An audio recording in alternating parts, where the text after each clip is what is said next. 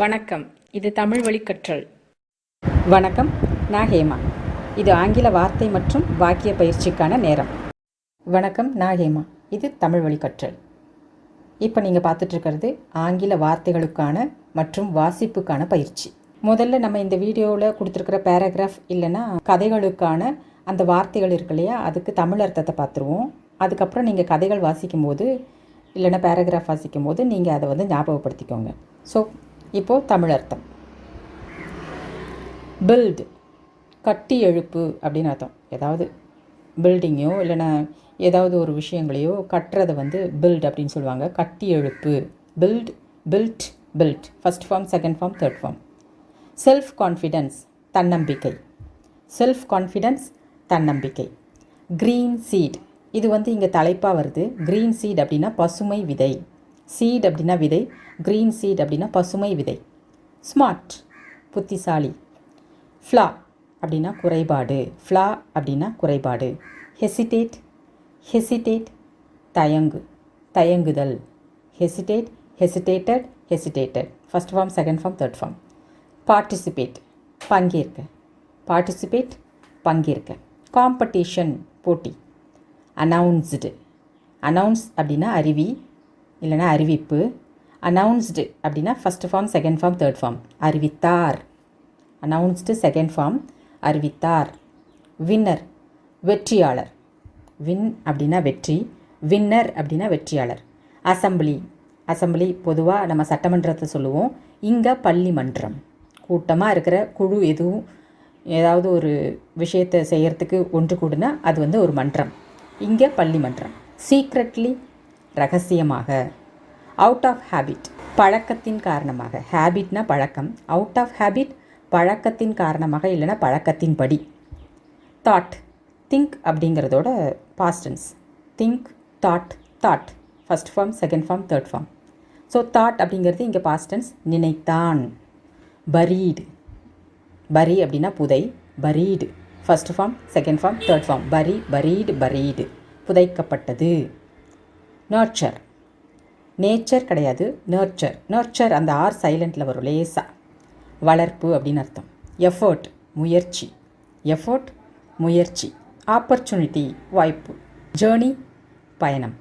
Journey, பயணம். Theme, கருப்பொருள். ஏதாவது ஒரு விஷயத்தை பற்றி இருக்கிறது தீம். இதோட தீம் என்ன அப்படின்னா இதோட கருத்து, கருப்பொருள் என்ன அப்படின்னு சொல்கிறது. கருத்து, கருப்பொருள், தீம். ஃபெய்த், நம்பிக்கை. ஃபெய்த், நம்பிக்கை. அத்தாரிட்டிஸ், அதிகாரிகள். அத்தாரிட்டினா அதிகாரி, அத்தாரிட்டிஸ் அதிகாரிகள். லிட் அப், ஒளிர்ந்தது. லிட் அப் அப்படின்னா ஒளிர்ந்தது, பிரகாசித்தது. ஓவர்ஃப்ளோட், நிரம்பி வழிந்தது. ஓவர்ஃப்ளோட், நிரம்பி வழிந்தது. கன்க்ளூஷன், முடிவுரை. ஹோப், நம்பிக்கை. ஹோப்னா நம்பிக்கை. முன்னாடியும் ஃபெய்த் அப்படின்னா நம்பிக்கைன்னு சொல்லியிருக்கோம். இப்போது ஹோப் அப்படிங்கிறதும் நம்பிக்கை தான். இந்த ரெண்டுத்துக்கும் என்ன வித்தியாசம்? தமிழில் ஒரே அர்த்தம் தானே நம்பிக்கை. ஆனால் ஆங்கிலத்தில் ஃபெய்த், ஹோப் ரெண்டுமே வேறு வேறு. என்ன அப்படின்னா what is the different between faith and hope? Faith அப்படின்னா நமக்கு ஆதாரம் இல்லைன்னா கூட நம்ம ஒரு விஷயத்தில் ஸ்ட்ராங்காக நம்புறது. உதாரணத்துக்கு சொல்லப்போனால் கடவுள். ஆதாரமே இல்லை, கடவுள் இருக்கிறதுக்கான ஆதாரமே இல்லை, ஆனால் அவர் இருக்கார் அப்படிங்கிறது நம்ம மனசுக்குள்ளே ஸ்ட்ராங்காக உணர்கிறோம் இல்லையா? ஏதாவது ஒரு விஷயத்தில் நமக்கு அது தெரிஞ்சிடும். உணர்வு பூர்வமாக அது நம்ம நம்புகிறோம். ஸோ அது ஃபெய்த். ஆதாரம் இல்லைன்னா கூட ஏதாவது ஒரு விஷயத்தை வலுவாக நம்புறது ஃபெய்த். ஹோப் அப்படின்னா எதிர்பார்ப்போட கூடிய ஒரு ஆசை, அது நிறைவேறும் அப்படிங்கிற ஒரு உணர்வு, அது ஹோப். ஏதாவது ஒரு விஷயம் நடக்கணும் அப்படிங்கிற ஒரு நிகழ்வை எதிர்பார்த்து ஆசைப்படும் ஒரு உணர்வு தான் ஹோப்பு. தமிழில் ரெண்டுமே நம்பிக்கை தான். அதுவும் நம்பிக்கை, இதுவும் நம்பிக்கை. ஆனால் ரெண்டுத்துக்குள்ள வித்தியாசம் என்ன அப்படின்னா ஃபெய்த்துனா உறுதியாக ஆதாரம் இல்லைன்னா கூட நம்புறது, ஹோப்புனா எதிர்பார்ப்போடு நம்புறது. ஓகே, தமிழ் அர்த்தம் பார்த்தாச்சு. இனிமேல் பயிற்சிக்கு போகலாம். இப்போ நீங்கள் திரையில் பார்த்துட்ருக்கிற இந்த பேராகிராஃபை நான் பேச்சு பயிற்சிக்கு கொடுக்கல அப்படிங்கிறதுனால நான் நிதானமாக தான் வாசிக்க போகிறேன். அதாவது ஏற்ற இறக்கத்தோட நீங்கள் அதோட அர்த்தத்தை உள்வாங்கிட்டு வாசிங்க. முதல்ல நான் வாசிக்கிறத கவனிங்க. அதுக்கப்புறம் என் கூட சேர்ந்து மறுபடியும் நீங்கள் வாசிங்க. அதுக்கப்புறம் ஆடியோவை கட் பண்ணிவிட்டு நீங்கள் திரும்ப வாசிங்க. அப்படி வாசிக்கும்போது நீங்கள் என்ன மாதிரியான அர்த்தத்தை உள்வாங்கிக்கிறீங்க அப்படிங்கிறத யோசிச்சு பாருங்கள். அந்த வேர்ட்ஸு என்ன உங்களுக்கு அர்த்தம் கொடுக்குது, எங்கே எந்த மாதிரியான வார்த்தை அமைப்பு இருக்குது, வாக்கிய அமைப்பு இருக்குது அப்படிங்கிறதையும் பார்த்துக்கிட்டே வாங்க. உங்களுக்கு இது அதுக்கான பயிற்சி தான். இப்போது பேராகிராஃப்குள்ளே போகலாமா? Short story to build self confidence. Short story to build self confidence. Green seed. A boy named Arun. A boy named Arun, who lived in a small village. Who lived in a small village, was very smart in his studies at school. Was very smart in his studies at school. But he had one big flaw. He had one big flaw, lack of self-confidence. He would hesitate to participate in any competition. I can't, he would always say. One day, a writing competition called Green Seed. One day, a writing competition called Green Seed was announced in the school. Was announced in the school. Everyone had to write and submit a story. The teacher said, the winner's story will be read in the school assembly. The winner's story will be read in the school assembly. Arun secretly wanted to write a story. But out of habit, he thought, I can't win. Then why write? He thought, I can't win. Then why write? At the same time, his grandmother came. Grandma understood Arun's mood. Grandma understood Arun's mood. Arun, can you give us a seed? She asked. Arun asked in surprise, which seed, Grandma? Grandma said, the seed of self-confidence is buried in your mind. The seed of self-confidence is buried in your mind. If you nurture it, it will become a green tree. Make an effort. Even failure can be seen as an opportunity. Even failure can be seen as an opportunity. Arun wrote his story that week. He wrote a story about the journey of self-confidence titled Green Seed. Its theme, like a small seed, our faith can grow.